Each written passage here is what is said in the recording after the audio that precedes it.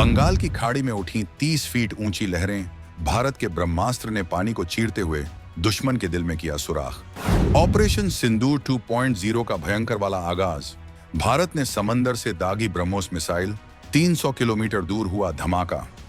Southern command और अंडमान की जोड़ी ने दिखाया वो ट्रेलर जिसे देखकर अब हिंद महासागर में घुसने से पहले 100 बार सोचेगा ड्रैगन। न आवाज आई, न दिखने का मौका मिला। 300 किलोमीटर दूर बैठे दुश्मन का काम तमाम। पलक झपकने से पहले ही खेल खत्म।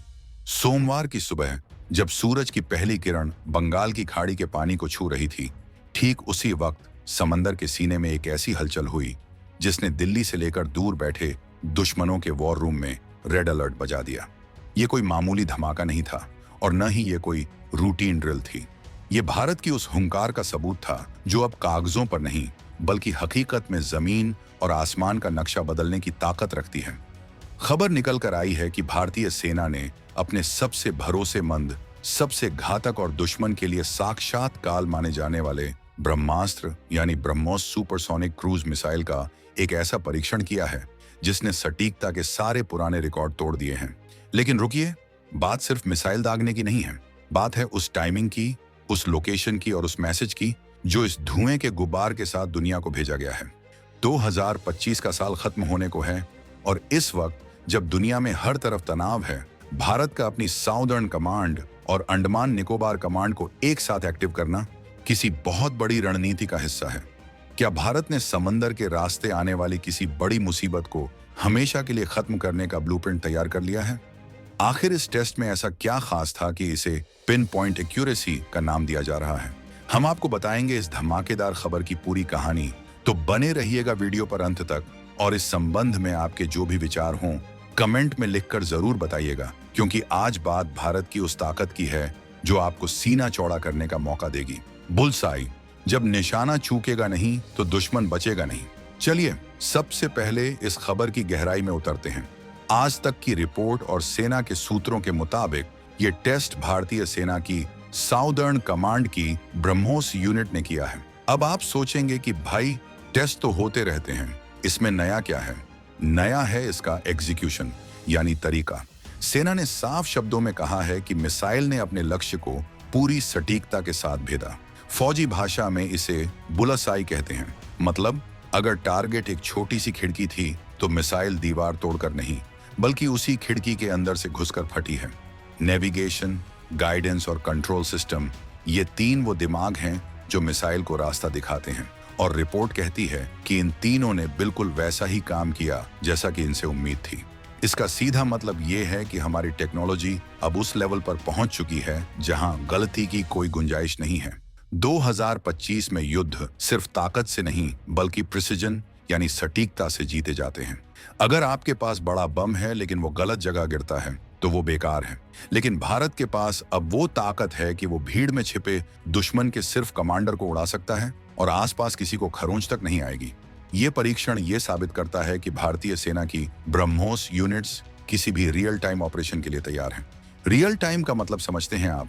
इसका मतलब है कि अगर अभी इसी वक्त ऑर्डर मिले तो अगले कुछ मिनटों में दुश्मन का ठिकाना धुआं बन जाएगा। कोई तैयारी का वक्त नहीं चाहिए, हम रेडी टू फायर मोड में बैठे हैं। साउदर्न कमांड और अंडमान का डेडली कॉम्बो। इस पूरी खबर में एक लाइन ने सबको चौंका दिया है और वो है अंडमान और निकोबार कमांड का सहयोग। दोस्तों नक्शा उठाकर देखिए। अंडमान निकोबार भारत का वो अनसिंकेबल एयरक्राफ्ट कैरियर है जो हिंद महासागर में चीन की गर्दन पर चाकू की तरह रखा हुआ है। साउदर्न कमांड जो भारत के दक्षिणी हिस्से की रक्षा करती है और अंडमान कमांड का मिलकर काम करना दुश्मन के लिए बहुत बुरी खबर है। इसका मतलब यह है कि भारत अब अपनी मिसाइलों को सिर्फ जमीन से नहीं बल्कि द्वीपों से, जहाजों से और जरूरत पड़ने पर मोबाइल लॉन्चर्स को कहीं भी मूव करके दाग सकता है। ये कोऑर्डिनेशन या तालमेल ही असली ताकत है। चीन हमेशा मलक्का स्ट्रेट के रास्ते हिंद महासागर में घुसने की कोशिश करता है, लेकिन इस टेस्ट ने साफ कर दिया है कि बंगाल की खाड़ी अब भारत का वो किला बन चुका है जहां परिंदा भी पर नहीं मार सकता। लेफ्टिनेंट जनरल धीरज सेठ ने जो कहा उस पर गौर कीजिए। उन्होंने कहा कि यह सफलता आने वाले समय में उन सभी परिस्थितियों में निर्णायक होगी जहां लंबी दूरी की तेज और सटीक प्रतिक्रिया जरूरी हो। आसान भाषा में कहें तो अगर समंदर के रास्ते कोई भी खतरा दिखा तो भारत इंतजार नहीं करेगा। हम दुश्मन के हमारे तट तक पहुंचने का वेट नहीं करेंगे, बल्कि उसे गहरे समंदर में ही जल समाधि दे देंगे।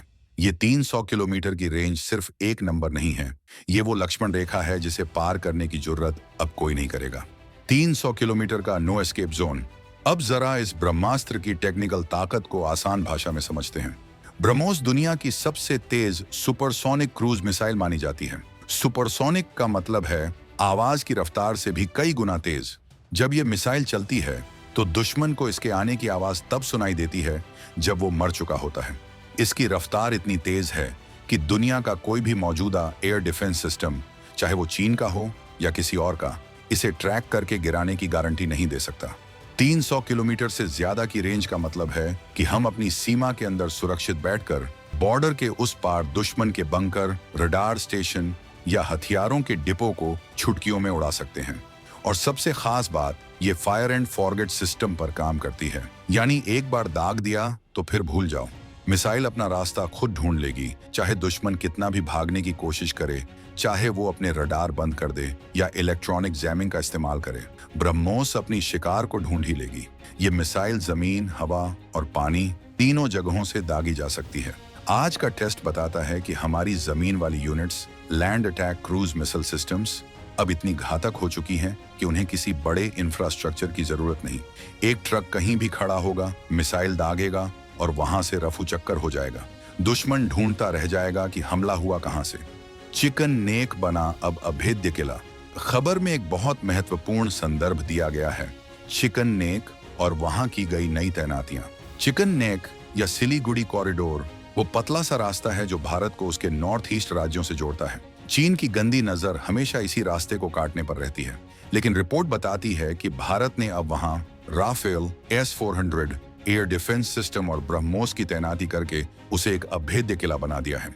सोचिए, एक तरफ आसमान में राफेल की दहाड़, जमीन पर S-400 की ढाल जो दुश्मन की मिसाइलों को हवा में ही भस्म कर दे, और दूसरी तरफ ब्रह्मोस का आक्रामक प्रहार।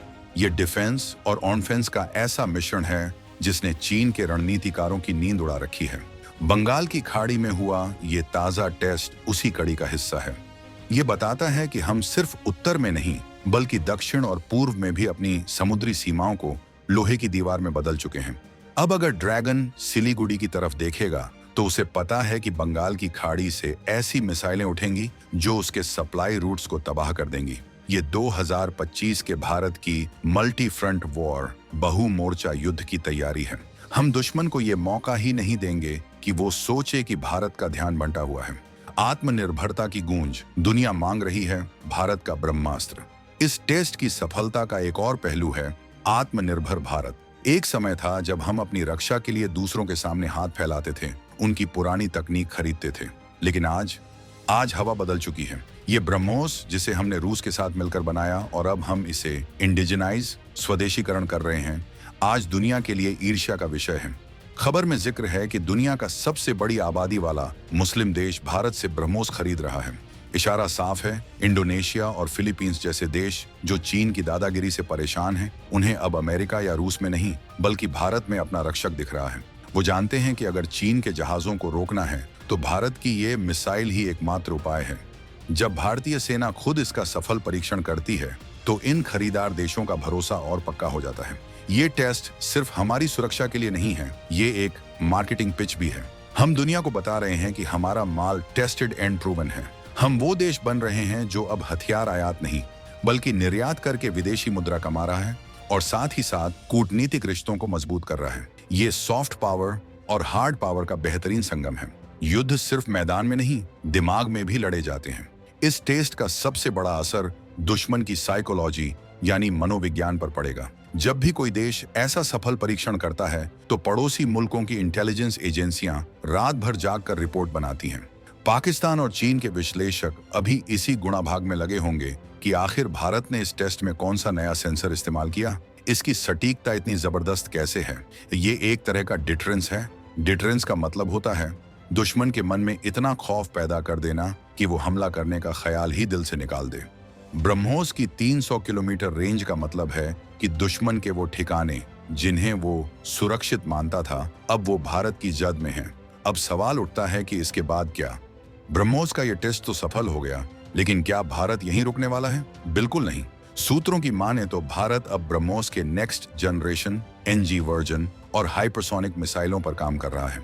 हाइपरसोनिक मतलब आवाज से 5 से 7 गुना तेज। अगर ब्रह्मोस ने अभी ही दुनिया को डरा रखा है, तो सोचिए जब हाइपरसोनिक मिसाइलें आ जाएंगी तो क्या मंजर होगा।